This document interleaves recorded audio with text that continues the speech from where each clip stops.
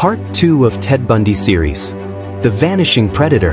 He learned early that disappearing was part of the hunt.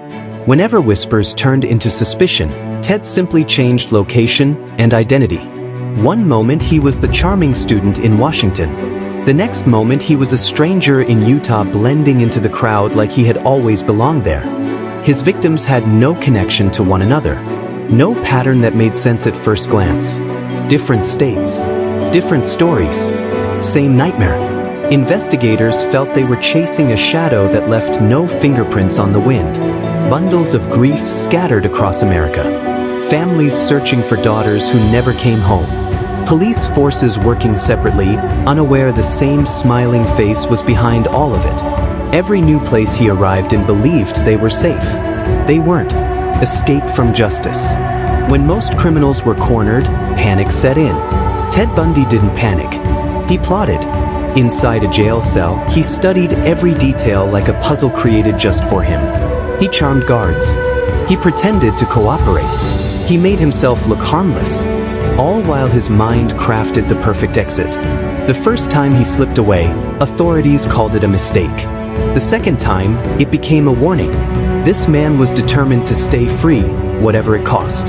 Behind the bars, he removed weight so the ceiling above him would feel less burdened when he squeezed through the cracks. A killer shrinking himself to fit through the flaws of the system.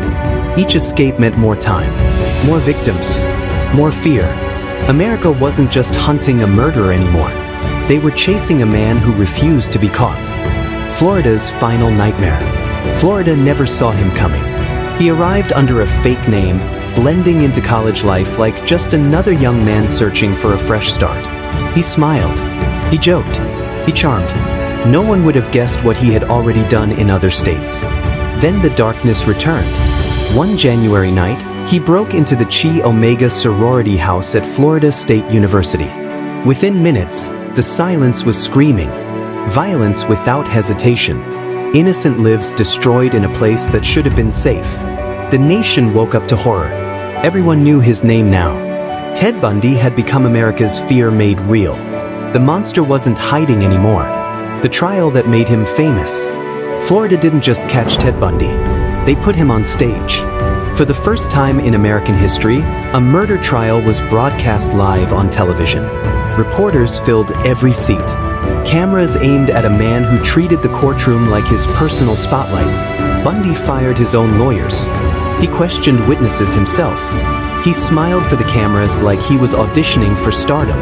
People watching from home forgot for a moment that he was accused of brutal crimes. Some even sent him fan letters. He turned charm into a weapon, using confidence and theatrics to twist public attention. Yet beneath the performance, the truth stood stronger. Survivors pointed directly at him. Evidence painted the picture he tried to erase. Every joke he cracked, every smirk he flashed, only revealed how far he had drifted from humanity. This wasn't a man fighting for innocence. This was a killer desperate to stay relevant. The world watched justice closing in. He felt invincible for years. Florida was about to prove he wasn't. The monster cornered. After the chaos at Chi Omega, Bundy ran again. Florida police didn't know his history yet, but they knew they needed him off the streets. He stole a car. He crossed counties. He was desperate now, hungry to keep control. His last victim was a 12-year-old girl named Kimberly Leach, an innocent child on a normal school day. Her disappearance triggered statewide panic. Everyone feared the nightmare was far from over. Soon enough, Bundy slipped. A patrol officer pulled him over, and the monster finally had no more lies left. No smooth talking. No charming eyes. He was exposed. Once his true identity was confirmed, every headline in America screamed his name. Trials launched in multiple states. Judges, prosecutors, and families of victims demanded justice. The evidence was overwhelming. The mask was gone forever. Ted Bundy was sentenced to death. On Florida's death row, he became a dark celebrity. He gave chilling interviews. He hinted at more victims, then pulled back, pretending to hold the power. He wanted the world watching him until the very last moment. Execution day finally came.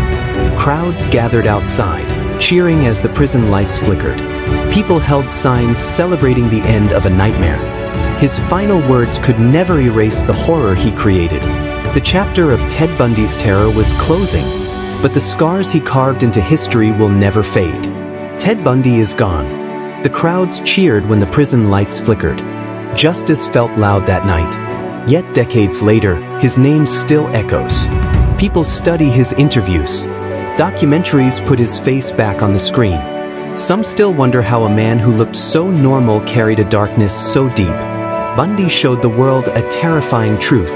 Evil does not always look like a monster. Sometimes it smiles. Sometimes it wears a suit. Sometimes it shakes your hand and remembers your name. Psychologists continue to analyze his mind. Law enforcement trains using his patterns. Survivors tell their stories so victims are never forgotten. Every time his name resurfaces, the same question rises. How many more were there? How many families never got answers? Bundy believed he could control his story even in death. He wanted the world fascinated and afraid. The real legacy belongs to the victims. Their voices matter. Their lives deserve to be remembered louder than his crimes. Bundy tried to be a legend.